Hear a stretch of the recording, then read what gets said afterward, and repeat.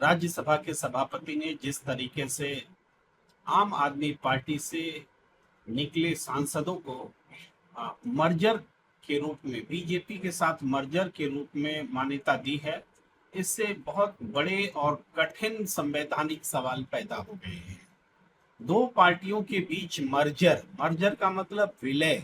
अगर बीजेपी और आम आदमी पार्टी के बीच विलय होता है तो दो स्थितियां हो सकती हैं, या तो नई पार्टी का नाम बीजेपी हो, या नई पार्टी का नाम आम आदमी पार्टी हो, या कोई तीसरा नाम हो जाए। विलय का मतलब है दो पार्टियां विलय कर रही हैं, और जब दो पार्टियां विलय कर रही होती हैं तो इसमें चुनाव आयोग की भूमिका होती है, जहां पर कि नई पार्टी के रूप में या एक एक पार्टी में दूसरे का विलय हो गया है, इस रूप में उसको मान्यता दी जाती है। और इसके लिए दोनों ही पार्टियां रिजोल्यूशन लेती हैं कि हम दोनों विलय करना चाहते हैं, तब उसके बाद विलय की प्रक्रिया शुरू होती है। और उसके बाद जो सांसद होते हैं उनकी भूमिका अकॉर्डिंग टू ये मर्जर, वो ये होता है कि वो किस क्या मर्जर हुई पार्टी में रहना चाहते हैं या कि स्वतंत्र रहना चाहते हैं।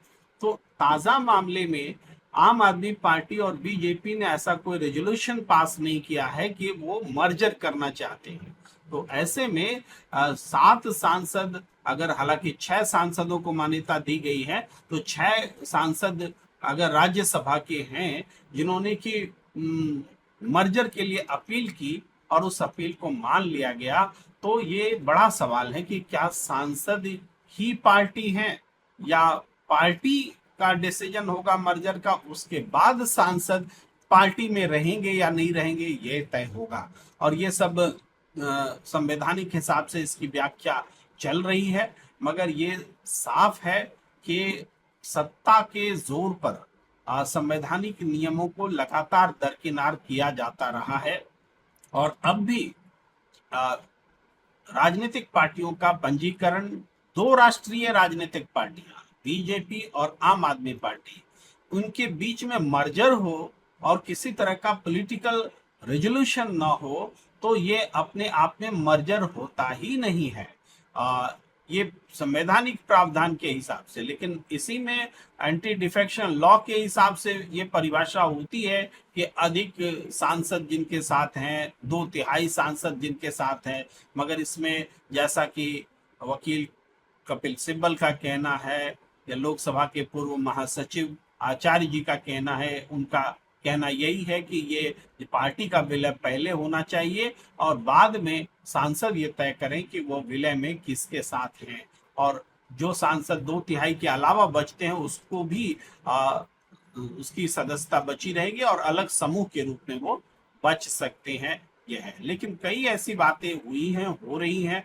अब उदाहरण के लिए ज्ञानेश कुमार के खिलाफ, सीईसी के खिलाफ महाभियोग का प्रस्ताव आया, और जो 100 से ज्यादा, 100 तो लोकसभा से और बाकी राज्यसभा से सबने मिलकर साइन करके दिया कि हम अब महाभियोग चलाना चाहते हैं। लेकिन महाभियोग को बिना कारण बताए दोनों ही सदनों में खारिज कर दिया गया। अब इससे भी बड़ा सवाल उठता है कि क्या सांसदों की सामूहिक शक्ति के सामने उसका कोई वैल्यू नहीं है कि वो महाभियोग तक चला सके। तो ये भी प्रश्न उठता है, तो क्या जो महत्वपूर्ण पदों पर हैं, संवैधानिक पदों पर, वहां पर अगर सत्ता का प्रभाव दिखने लगता है तो ऐसी चीजें नए तरीके से डिफाइन होने लगती हैं। ये एक बड़ा संकट भारतीय राजनीति में आया हुआ दिखता है। आम आदमी पार्टी ताजा उदाहरण है।